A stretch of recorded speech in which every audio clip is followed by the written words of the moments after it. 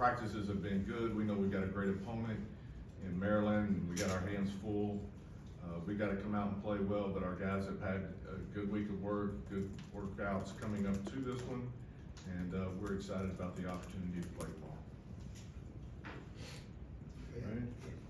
All right, hey, thanks. Appreciate y'all being here.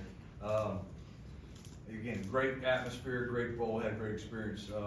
Our guys, we had some very good bowl practices. We've got probably some changeover a little bit on the defense side of the ball, some of our defensive backs. We got a couple obviously going to see Senior Bowl and they opted out. So we got some change over there, but it's been a good opportunity for a lot of our younger guys to step in and get some reps. That way, it really has been probably an energized bowl practices because it's an opportunity for some guys to go step into new roles and stuff. And I thought they really handled it well. And so we're excited about the product we'll put on the field on Saturday. Looking forward to playing Maryland. We'll open it up for questions. Again, if you raise your hand, we'll get you the microphone.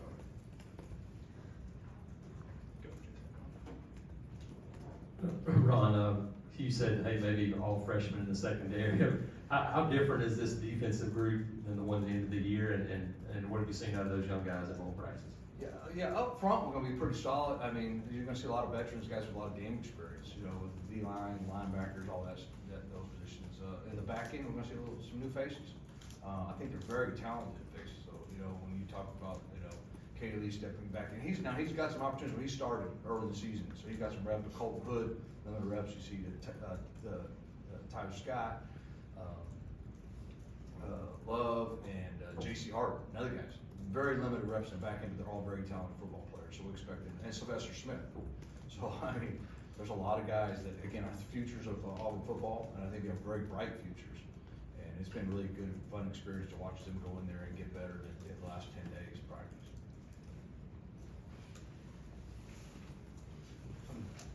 Philip, I know something that kind of has been discussed a lot. We haven't really heard your perspective on it. Was when Hugh Freeze stepped into the offense more kind of after that Ole Miss game. He mentioned like putting his foot down, so to speak. I guess from your perspective, what happened from that conversation and the offensive turnaround kind of from that point forward after the Ole Miss game into the rest of the season?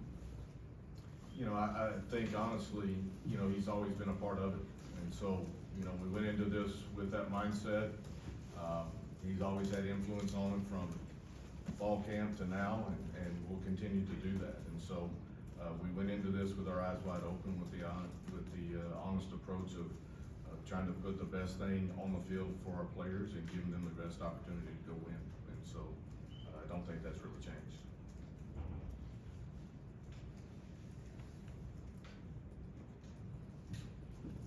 Philip, Freeze kind of gave Payton his vote of confidence for the offense next season, said, not really interested in bringing in a transfer quarterback. What kind of things did you see out of Payton in terms of his improvement this year, and where you think he can maybe take another step as a starter next season? Well, I think with Payton, he's very professional about what he does. He's always in there watching tape. He's always in the building. He's always looking for ways to get better. I think as the season went on, you got to see his athleticism, see how he handled some things. Thought he really operated at a high level throughout a good portion of that later part of the season. And so he's a guy, I think, as we continue to build around him and put the pieces around him, he's going to continue to lead this offense in a really good way. And so we felt very good about where he was, where our quarterback room was, and I think Payton is excited about what the future holds. Phil, what's this game like for you guys at wide receiver? Obviously, with the transfers out, and obviously y'all are bringing in a lot of talent for next season, but they're not going to be playing more. So, like, what is that for those guys that are still left that'll be here next year in the receiver room? Yeah, we've got some faces that aren't there, and so we're pretty limited in the numbers of what those guys are right now. But the guys that are there have really practiced well. They've done a really good job of continuing to grow. I think with the faces that we're adding, I think that room's fixing to be really, really special. But these guys here right now, we got to keep them healthy through this game. I think we still got some weapons and some things that we can do with them on the outside that we got to try to take advantage of. But those guys are excited about stepping on the field and playing and showing what they're going to do tomorrow. Ron, you mentioned some guys up front, some veterans still there, but guys like Bobby James and Travis and Darren Reed, some of those guys, how big of an opportunity is this for them to build into next season? It's again great to get their opportunities really to get more reps at practice. tried to, to get his red shirt this year, so we limited his play, but we think he's gonna be an impact guy. When you're trying to limit his play, you also limit his reps, because you gotta get the other guys ready. So it's bowl season, he's been free to go, and I think he's ready to step in and be the impact player for us on the defense line. And obviously DJ Reed's gonna be a great player, and he just needs the time, snaps, and opportunity. Hey, just kind of curious from your perspective. I know the Maryland's quarterback situation is a little bit more fluid, I guess, with too many experienced guys. But just kind of curious for you, with the limited film, what does stick out, or how hard is it to kind of game plan or prep, to kind of know what to expect with that? Yeah, it is probably difficult to give what do you expect, because he hasn't played a lot this year. He really came in on third and shorts, run sneak, quarterback ISO, quarterback power, a little bit of some run game stuff. You go back to the Northwestern game last year, but different coordinator. And he is able to, to kind of turn it loose and let him just run the offense. So, we kind of tried to do as much research as we could on him. I think he is a guy that's a tough kid. He runs hard, he can run hard. He is maybe not considered a dual threat guy, but he can move the sticks with his feet and create plays. Seems to be a tough kid. And when you go back to watch the tape, and you go back to even his high school tape, he can make all the throws. So he's got a big arm, but he probably doesn't have his experience. I don't know him. The kids he has experience, can he come in and make the throws and the decisions he needs to make and deliver the football? But I think they're probably the most talented group for them is the wide receivers.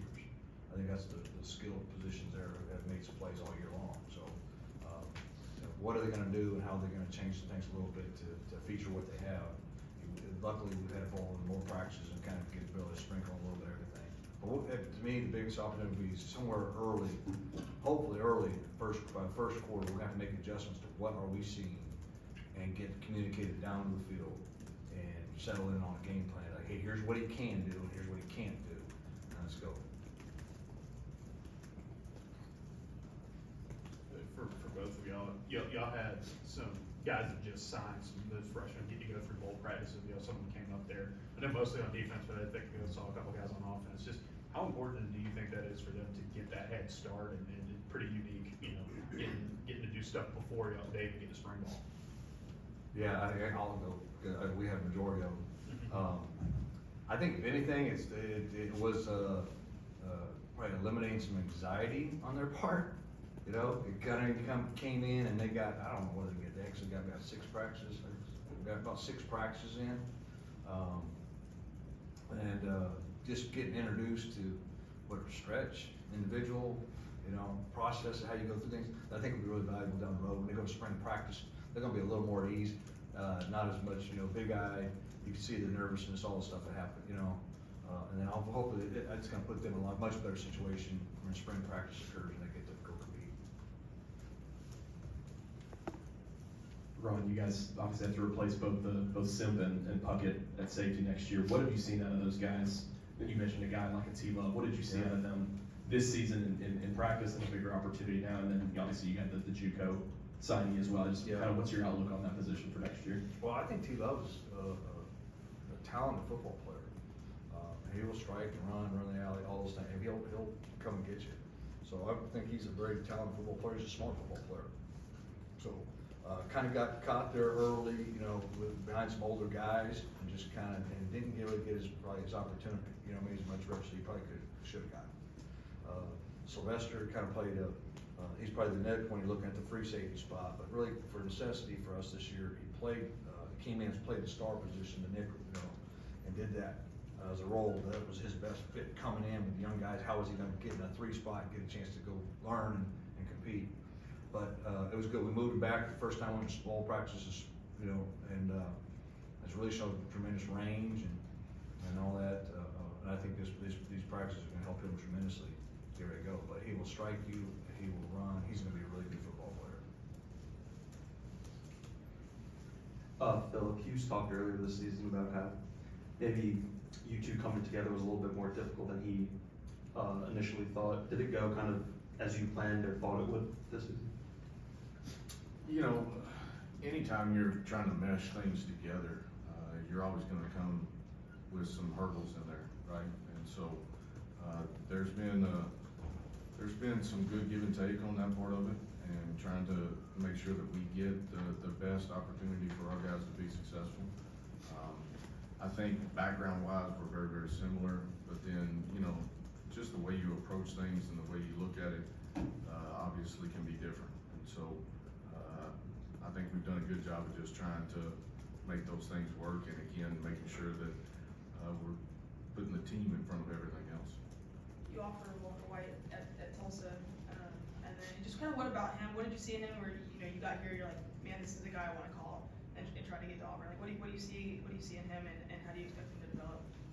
I think Walker's got a really, really bright future. He's a guy that can do both. He can run with it, he can throw with it, but he's got an electric type arm. You see the ball just kind of really take off out of his hands. He can flick it and make every throw that you want him to make. He can, whether he's on platform or off platform, you know, he's got the athleticism to do that. He's obviously, physically, he's a gifted young man. He doesn't look like a freshman coming into college, and so we're excited about that part of it, the natural God-given talents that he has. But a huge part of it was really just kind of his approach. He handles things very maturely. He's a guy that is going to be able to help build and grow our locker room.